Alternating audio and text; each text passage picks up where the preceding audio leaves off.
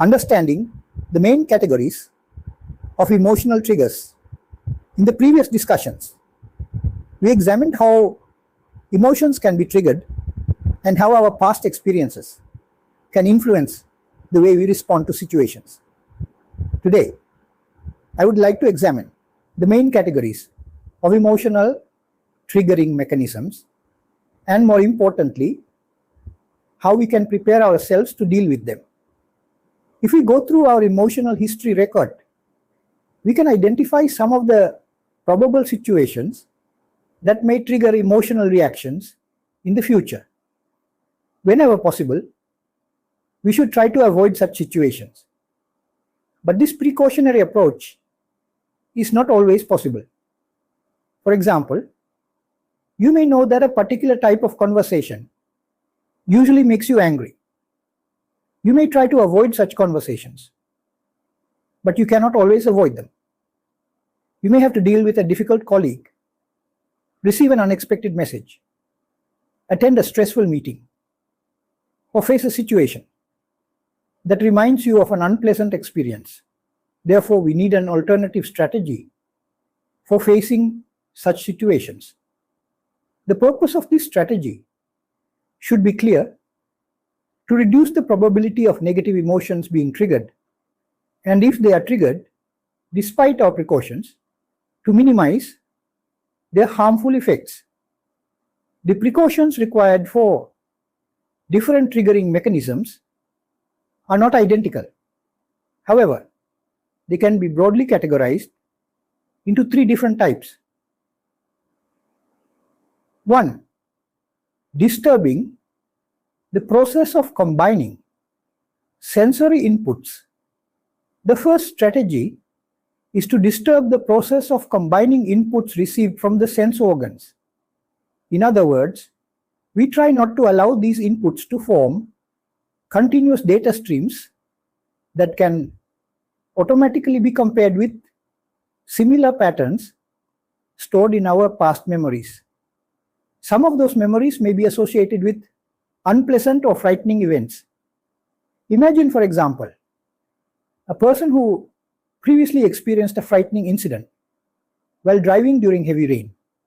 Years later, driving in heavy rain may cause the person to experience anxiety, even though there is no immediate danger. The present situation may contain a pattern that resembles the earlier experience.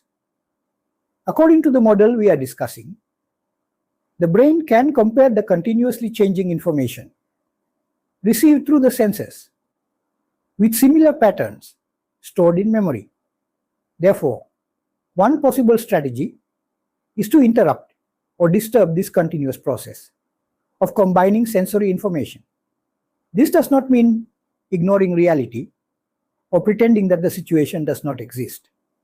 Rather, it means preventing the mind from continuously building and reinforcing the particular pattern that is associated with the unpleasant memory.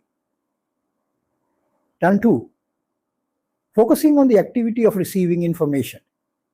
The second strategy is different. Here, instead of concentrating on identifying the information received through the sense organs, we focus our attention on the activity of receiving the information itself. This can reduce the possibility of negative emotions being triggered by past experiences associated with particular forms of identification. This mechanism can be understood through the example of a phobia. Consider someone who has a strong fear of spiders. The person may not need to encounter an actual spider for the emotional response to begin. Even a photograph of a spider may be sufficient. The important point here is that the emotional response can be triggered simply by identifying a particular static situation. The eyes receive information. The information is identified as a spider, and the stored association may immediately produce fear. In such a situation, focusing on the activity of receiving visual information rather than concentrating on identifying the object, may help reduce the possibility of the emotional reaction. Again, this is a model for understanding how we may prepare ourselves. It does not mean that we should deliberately expose ourselves to overwhelming situations without appropriate preparation. The important idea is that the skill required for this type of triggering mechanism is different from the skill required for the first type. 3. Minimizing attention given to physical pain. The third strategy concerns physical pain. Physical pain itself can become a trigger for negative emotions. One way of minimizing the emotional consequences is to reduce the attention given to the pain by focusing on the related part of the body. When attention is directed carefully toward the relevant body part, the experience of pain can be observed more specifically rather than allowing the entire mind to become occupied by the unpleasant sensation.